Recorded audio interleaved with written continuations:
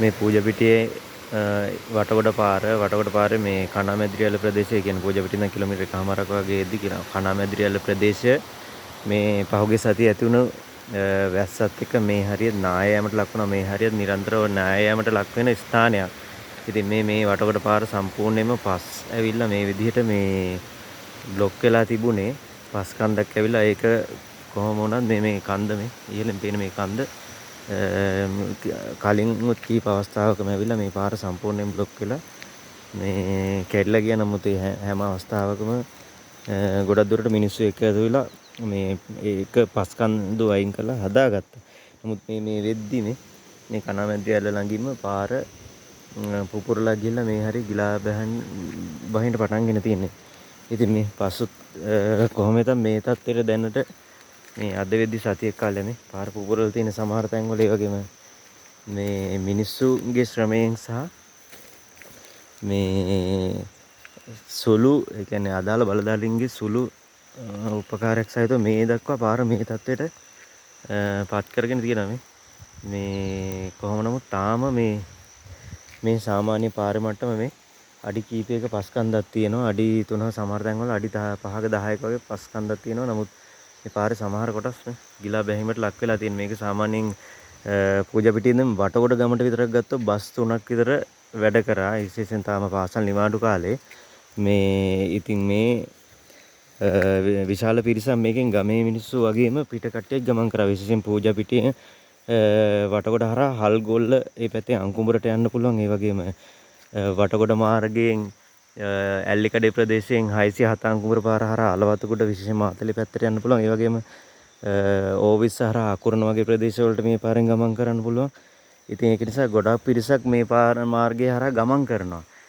කොහොම නමුත් මේ මාර්ගය තාම මේ සුළු වැස්සකට පවා ගමන් කරන්න පුළුවන් තත්ත්වයක නැහැ. මේ විශේෂයෙන් බස් ගමනාගමනේ කොයි කාලේ කොහොම කරන්නද කියලා තාම සැලසුමක්වත් හදාගන්න බෑ මේ මාර්ගය දැන් තියෙන තත්ත්වය බලපුවාම. ඉතින්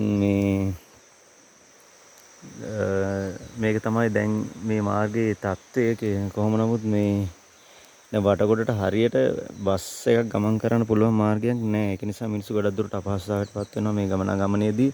විශේෂයෙන්ම ඉදිරියේදී පාසල් පටන් ගන්න කාලේ ආවට පස්සේ මේක නිසා පාසල් ළමුන් පාසල් මේ කියන වටකොට ප්‍රදේශයෙන් ඉඳන් නුවර පූජාපිටිය හැලගස්සින ඒ වගේ මේ ප්‍රදේශවල ගිහිල්ලා තමයි ඉස්කෝලේ යන්නේ. මේ නුවර දක්වා ගමන් කරනවා. මොකද කිලෝමීටර් 16ක් වගේ දුරක් තියෙන්නේ නුවරට. ඒක නිසා බස් ගමනාගමනයට මේ තාම මේ අවස්ථාවක් නැහැ. ඒ වගේම මේ විශේෂයෙන් පොඩි බස්සට මේ පාර යට වෙන. ඒක නිසා බයිසිකල් ත්‍රිවිල් එකක් වගේ එකක් වුණත් යන්න අමාරුයි. මේ අඩි ගානක මඩ තට්ටුවක් තියෙනවා. දැන් ඊයේ මේ වැස්ස වර්ෂාව ඇදලුණා. ඒක නිසා මේකේ ගමන් කරන්න බෑ.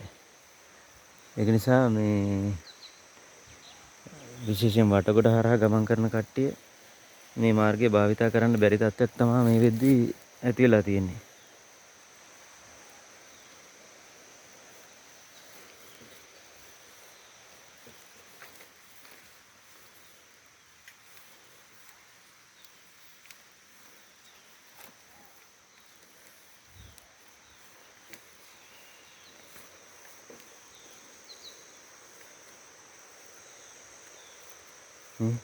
සාමාන්‍ය මේ මාර්ගයේ ගොඩක් පිරිස් මේ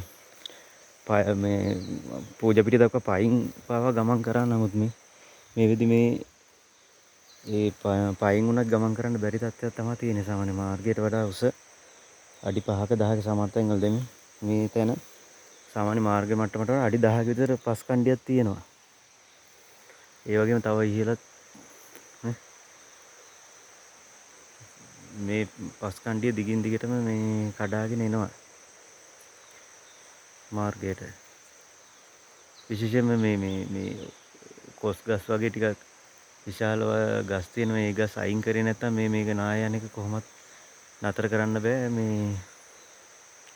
මේකට විශේෂයෙන්ම සංරක්ෂණ ක්‍රමයක් අනුගමනය කරන්න වෙනවා. එහෙම නැත්නම් මේ මාර්ගය නැවත යථා තත්ත්වයට පත් කරගන්න මේ හැකියාවක් නැහැ.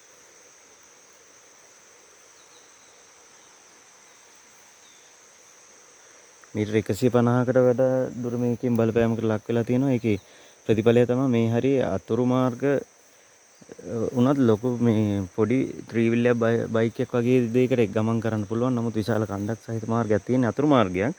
නමුත් බස් රථයකට ගමන් කරන්න අපහසුයි.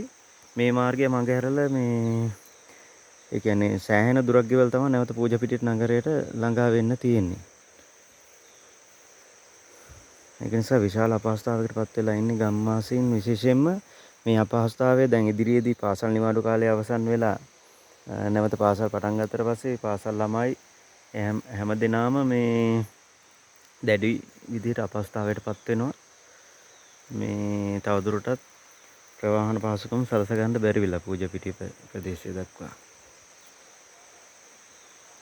මූලිකව තමයි මේ කන්ද ඉහළ ප්‍රදේශයේ තියෙන මේ විශාල ගස් අයින් කරලා අනිවාර්යයෙන්ම මේ නායෑමට ඔරොත්තු දෙන විශාල කියන මුල් සහිත විශේෂයක් අනිවාර්යයෙන් මේ කොටසේ වගා කරලා හරි මේ කොටස සුදුසු සංරක්ෂණ ක්‍රමවේදයක් යොදවන්න වෙනවා.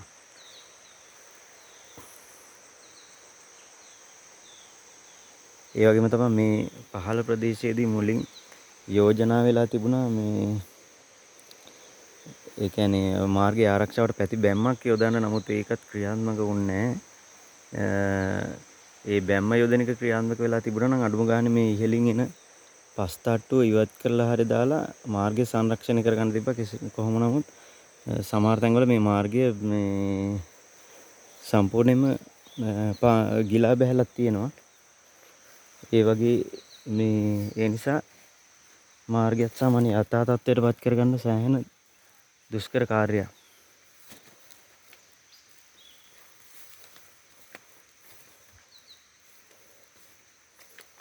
ගොඩක් දුරට සමහර තැන්වල මේ විදුලි මේ මාර්ගයේ ගමන් කරපු විදුලි වයර් එක ඒකත් වැටලා තිබුණා. ඒක නම් දැන් යථා තත්ත්වයට පත් කරලා විදුලි සපයම දීලා තියෙන්නේ.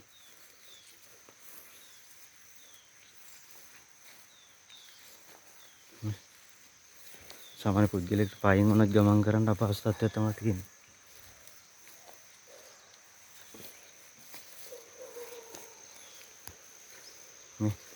මෙන්න මේ හරිය කලිමුත් පොඩි ප්‍රමාණයක් මේ මාර්ගයේ කාදනයට ලක් වෙලා තිබෙන. නමුත් මේ වතාවේදී මේ විශාල වශයෙන් මාර්ගයේ කාදනයට ලක් වෙලා තියෙනවා. මෙන්න මේ ස්ථානයෙන් බස් එකක් ගමන් කරන්න කොහොමවත් ඉඩ නැහැ.